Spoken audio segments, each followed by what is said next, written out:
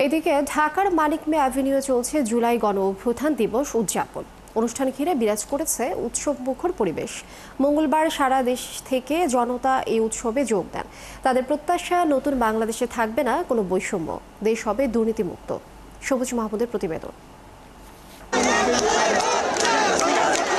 আকাশে উড়ছে প্রতীকী বেলুন, পালিয়ে যাচ্ছেন স্বৈরাচার শেখ হাসিনা। মানিক মিয়া অ্যাভিনিউয়ে যখন এই দৃশ্যের সৃষ্টি হয়, তখন উল্লাসে ফেটে পড়েন সাধারণ মানুষ।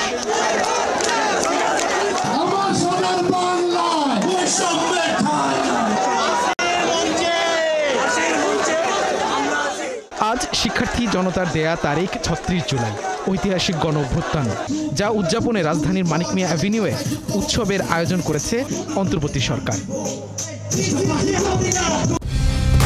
কালার এক্সপার্ট, জর্জ স্যাপ এবং মাইল্ড অন হ্যান্ডস টেকনোলজি সমৃদ্ধ অরিক্স ক্রিস্টাল ওয়াশ আপনার লন্ড্রি এক্সপার্ট।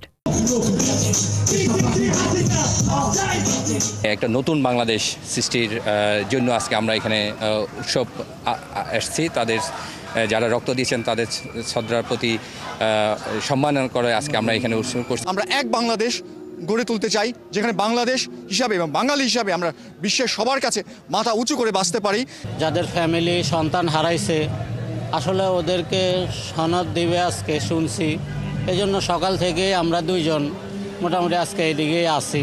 সকাল থেকে জাতীয় সংসদ ভবনের দক্ষিণ প্লাজার সামনে সাধারণ মানুষের উপচে পড়া ভিড়। অনেকে ফেস্টুন, প্লে কার্ড নিয়ে এসেছেন, কেউ বা উড়াচ্ছেন জাতীয় পতাকা। জুলাই গণঅভ্যুত্থানে যারা 2024 সালে যারা আহত হয়েছেন, শহীদ হয়েছেন, তাদের স্মরণে যে জুলাই সনদ ঘোষণা হবে, সেই ঘোষণাপত্র শোনার জন্য। ছাত্র জনতাকে যারা শহীদ করেছে, যারা হত্যা করেছে, সেই হত্যাকারীদের বিচার আমরা এখনো পর্যন্ত পাইনি। এটা আমাদের কাছে সবচেয়ে হতাশার বিষয়।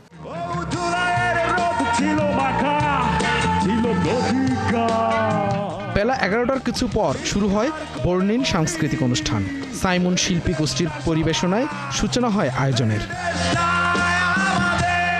একে একে সঙ্গীত আয়োজনে পারফর্ম করে তরুণদের বিভিন্ন ব্র্যান্ড, যারা এসেছেন রংপুর, চট্টগ্রাম কিংবা ঢাকা থেকে।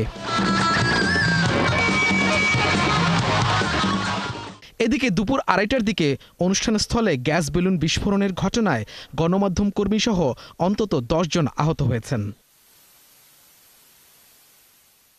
যদিও সকাল থেকে কঠোর নিরাপত্তায় ঢেকে ফেলা হয় পুরো এলাকা। আমাদের পর্যাপ্ত ফোর্স মোতায়েন আছে, পোশাকে আছে, সাদা পোশাকে আছে, বিভিন্নভাবে যেখানে যেখানে যে দরকার সেখানে আমরা পর্যাপ্ত মোতায়েন করেছি। ইনশাল্লাহ কোনো ধরনের কোনো আশঙ্কা বা কোনো ধরনের কোনো কিছু হওয়ার সম্ভাবনা আমি দেখি না। অনুষ্ঠান চলবে রাত 12টা পর্যন্ত, যেখানে সন্ধ্যায় থাকবে আরও চমক। সন্ধ্যা 7টায় ড্রোন ড্রামা এবং এরপর মঞ্চ মাতাবেন এলিটা করিম ও জনপ্রিয় ব্যান্ড আর্টসেল। সবুজ মাহমুদ, 71, ঢাকা।